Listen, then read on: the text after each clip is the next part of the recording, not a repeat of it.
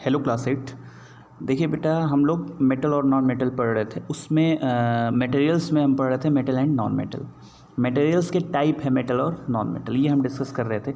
Metal की कुछ physical properties हमने यहाँ तक देख ली थी।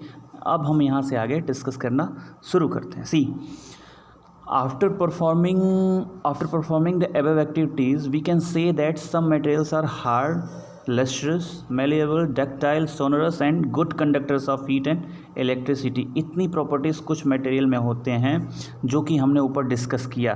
और इन मटेरियल्स को, जिसमें ये सारी प्रॉपर्टीज़ होती हैं, इनको कहते हैं मेटल। इनको कहते हैं मेटल्स। ये आपको ध्यान होना चाहिए। अभी आगे होगा भी। Please see, the materials which generally possesses this properties are called metals. वही जो मैंने कहा वही है, ठीक है ना। The examples of metals are iron, copper, aluminium, calcium, magnesium etcetera. See, एक काम करिएगा बेटा आप लोग, या मैं बता ही देता हूँ अभी तुरंत। इन सब के आपको सिंबल भी अगर पॉसिबल हो तो पता होना चाहिए। जैसे आयरन है तो आयरन का सिंबल होता है Fe, ये नोट करना कॉपी पे। कॉपर होता है, कॉपर का सिंबल होता है Cu, ओके ना। जैसे मैं लिख रहा हूँ वैसे ये कैपिटल है, बगल वाला स्मॉल है, ठीक है ना।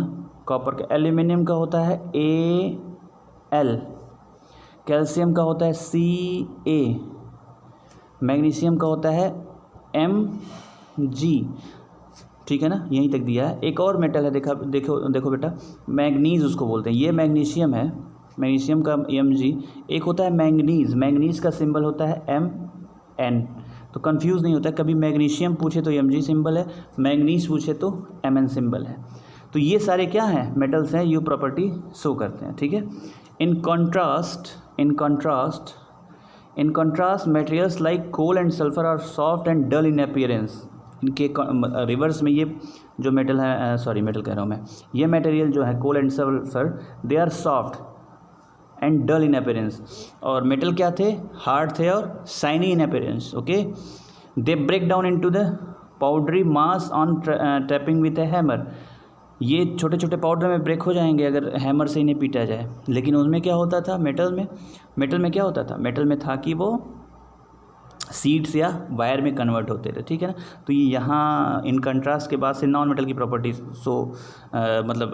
पढ़ना हमने स्टार्ट कर दिया है कि वो जैसे कोल और सल्फर हैं तो वो डल होते हैं और सॉफ्ट होते हैं, पाउडरी मास में कन्वर्ट हो जाते हैं when we hammer, okay. They are not sonorous भी नहीं होते जो कि मेटल होते थे, and are poor conductors of heat and electricity, just reverse of the metals, okay, just reverse of the metal.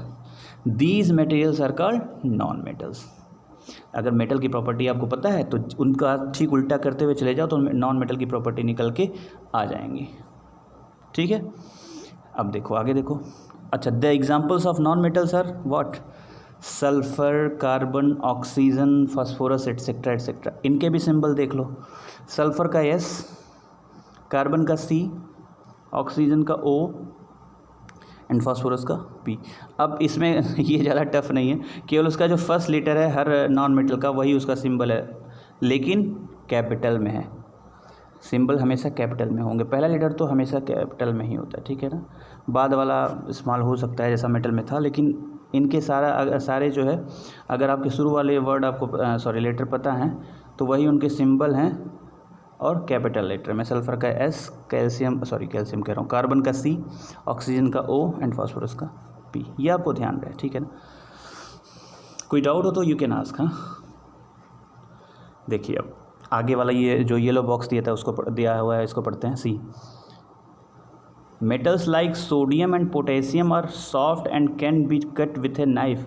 देखिए कुछ मेटल्स, ज़्यादातर मेटल्स जो हैं वो क्या हैं, वो हार्ड होते हैं, लेकिन कुछ मेटल्स ऐसे भी हैं जैसे sodium and potassium, they are soft and can be cut with a knife, चाकू से काटा जा सकता है। मरकरी, अच्छा ये हो गया, ये थोड़ा सा रिवर्स मिला हमको मेटल होते हुए सॉफ्टनेस। यहाँ से देखते हैं, mercury is the only metal which is found in liquid state at room temperature. कहने का मतलब होता है ये यहाँ पे ये कि जितने भी मेटल हैं रूम टेम्परेचर पे सॉलिड होते हैं एक्सेप्ट मरकरी, जो थर्मामीटर में यूज होता है ना, Hg उसका सिंबल होता है, मरकरी पारा है ना। सारे मेटल रूम टेम्परेचर पर सॉलिड होते हैं एक्सेप्ट मरकरी जो कि लिक्विड होता है, ये ध्यान आपको रहे, ठीक है ना। दीज आर एक्सेप्शंस हैं, ये दोनों स्टेटमेंट जो लिखा था, मेटल्स आर, ये सोडियम और पोटेशियम सॉफ्ट हैं, ये भी एक एक्सेप्शन है, और ये Hg लिक्विड है, ये भी एक एक्सेप्शन है। तो ये पूरा कॉलम पूरा ये बॉक्स ही क्या था, एक्सेप्शन के लिए था। ओके, कोई डाउट हो तो बेटा पूछिएगा ज़रूर, आप लोग पूछते नहीं हो, या तो सब समझ में आता है। अगर ऐसी बात है सब समझ में आता है तब तो बहुत अच्छी बात है, अगर ऐसी बात है कि कुछ नहीं समझ में आता है तो बहुत ही अच्छी बात नहीं है, ठीक है ना। अच्छी बात ही नहीं है, बहुत ही, और थोड़े की बात ही छोड़ो। चलो, chemical property of metal and non metal पढ़ते हैं। अब तक हमने क्या पढ़ा था, physical property of metal and non metal. अब हम पढ़ेंगे क्या, chemical properties of metal and non metal. Okay, see, पहला है reaction with oxygen.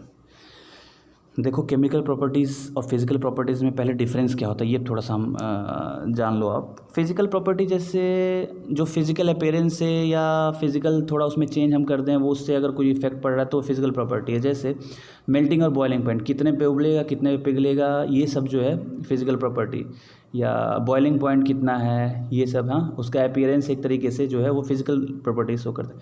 Chemical properties होती है कि अगर वो किसी एलिमेंट या आइटम के साथ दूसरे एलिमेंट और आइटम के साथ रिएक्ट कर रहा है तो क्या बिहेवियर होगा उसका रिएक्शन के बाद। तो पहला रिएक्शन उसका है केमिकल प्रॉपर्टी में, रिएक्शन विथ ऑक्सीजन।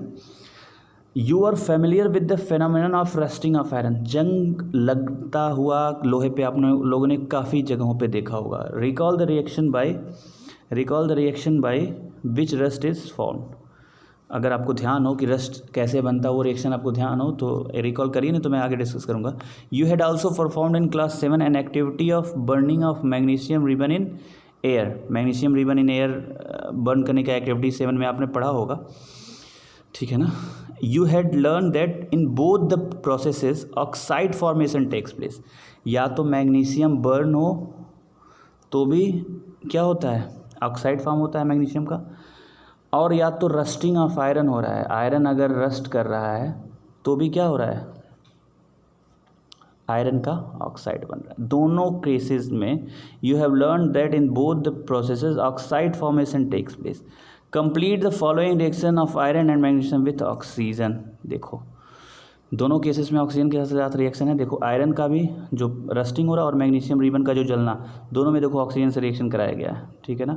इस केस में, आयरन के केस में वाटर भी आ गया, क्योंकि जब रस्टिंग लगती है तो थोड़ा थोड़ा मॉइस्चर भी होता है वहाँ, इसलिए इस केस में वाटर भी आ गया है। नहीं तो केवल ऑक्सीजन से ही रिएक्शन दोनों का है। देखिए, आयरन का भी और मैग्नीशियम का है।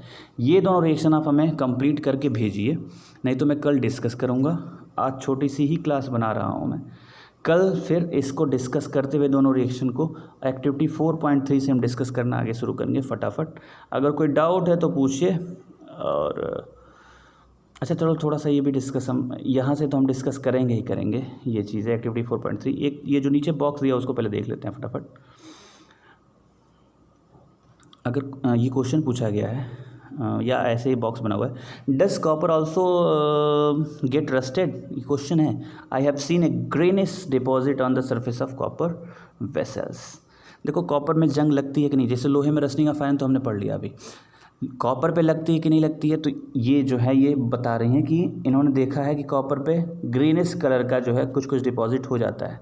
तो क्या ये जंग है या नहीं है, ये इस नेक्स्ट बॉक्स में हम कल पढ़ेंगे, डायरेक्ट यहीं पे नहीं आएंगे, कल इसको हम डिस्कस करेंगे। कॉपर पे ये आप जानो कि ग्रेन्स होता है, उसमें कैसे होता है ये हम कल इस पे देखेंगे, लेकिन शुरू हम यहीं से करेंगे कल, क्योंकि यहाँ ये यहाँ से ये दोनों रिएक्शन बताने के बाद आगे प्रोसीड कर जाएंगे। अगर कोई डाउट हो तो पूछिए। Thank you.